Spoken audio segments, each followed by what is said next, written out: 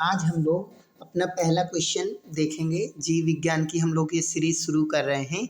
इसमें हम लोग देखेंगे कि जीव विज्ञान के लूसेंट बुक के हम पूरे क्वेश्चन सॉल्व करेंगे। इसलिए यदि आप किसी भी रेलवे या एसएससी या कोई भी पीसीएस एग्जाम की तैयारी कर रहे हैं तो आप इन क्वेश्चन को देख सकते हैं। मैं तुरंत इनका सॉल्यूशन करवाऊंगा। चलिए देखते हैं पहला क्वेश्चन। फलों का अध्ययन कहलाता है। तो फलों का अध्ययन क्या कहलाता है? फलों का अध्ययन पोमोलॉजी कहलाता है। तो इसका आंसर डी करेक्ट होगा। फलों का अध्ययन पोमोलॉजी कहलाता है। इसका आंसर डी करेक्ट होगा। फिर दूसरा क्वेश्चन है, पराग कणों का अध्ययन कहलाता है। तो पराग कणों का अध्ययन क्या कहलाता है? पराग कणों का जो अध्ययन होता है वो पैलिनोलॉजी कहलाता है। क्या? पैलिनोलॉजी। इसमें ऑप्शन डी करेक्ट होगा, वो ऑप्शन बी करेक्ट होगा। फिर अगला क्वेश्चन है, संसार में पौधों के वितरण का अध्ययन कहलाता है।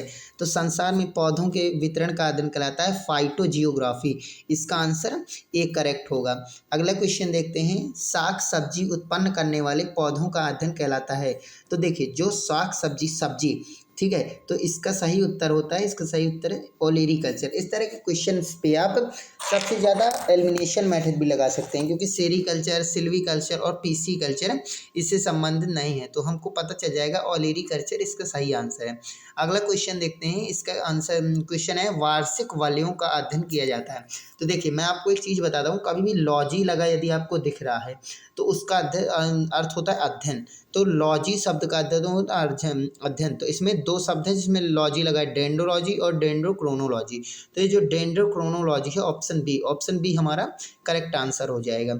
अगला क्वेश्चन देखते हैं, सजावटी वृक्ष तथा झाड़ियों के संवर्धन से संबंधित अध्ययन क्या कहलाता है? तो देखिए, सजावटी वृक्ष और झाड़ियों का अध्ययन से संबंधित अध्ययन कहलाता है आर्बोरिकल्चर। इसका सही आंसर होगा ऑप्शन नंबर सी, आर्बोरिकल्चर।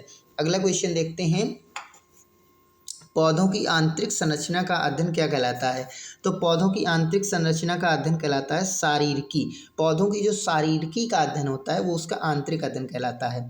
ठीक है, आंतरिक संरचना मतलब होता है कि उसमें जो ऊतक पाए जाते हैं, उसमें जो कोशिकाएं होती हैं, पादप कोशिकाएं, उसके बारे में अध्ययन। पादप विज्ञान की शाखा कवक शास्त्र में किसका अध्ययन किया जाता है? तो आप जानते हैं कि शब्दार्थ तो किसी प्रकार से हो नहीं सकता।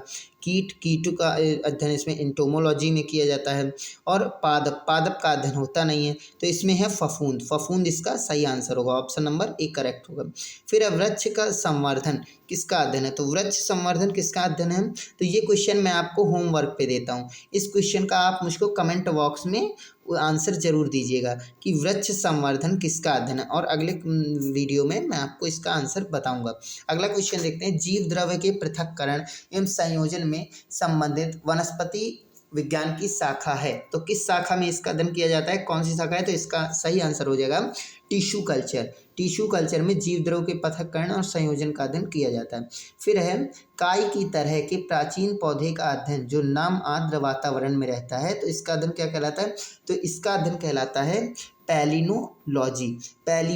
इसका अध्ययन कहलाता है, सी आंसर होगा पैलियोलॉजी। फिर है, कोशिका के अध्ययन को क्या कहा जाता है? तो कोशिका के अध्ययन को कहा जाता है साइटोलॉजी। क्यों? क्योंकि देखिए, साइटो का मतलब ही होता है कोशिका, तो इसलिए कोशिका के अध्ययन को कहा जाता है साइटोलॉजी। अगला क्वेश्चन देखते हैं, विज्ञान की एक शाखा जो किसी पौधे के जीवन चक्र में समाविष्ट सभी आवधिक घटनाओं के अनुक्रम से संबंधित है, जो फसल की वनस्पति प्रजनन, जैसे कोई एक फल है, जैसे कि आप एक कोई पेड़ देख लीजिए तो कब बड़ा होता है, कितने समय में उससे फूल लगते हैं, उसका जीवन काल क्या होता है, इन सब का अध्ययन इसमें किया जाता है। तो मौसम की गतिशीलता को समझने में अध्ययन करते हुए उसे क्या कहा जाता है? तो इसका सही आंसर होगा घटना विज्ञान। इसका सही आंसर सी नंबर होगा, घटना विज्ञान। चलिए, लास्ट क्वेश्चन दिख नहीं रहा तो हम यहीं तक अपनी सीरीज रखते हैं। इसमें हम जीव विज्ञान के सभी क्वेश्चंस को करवाएंगे।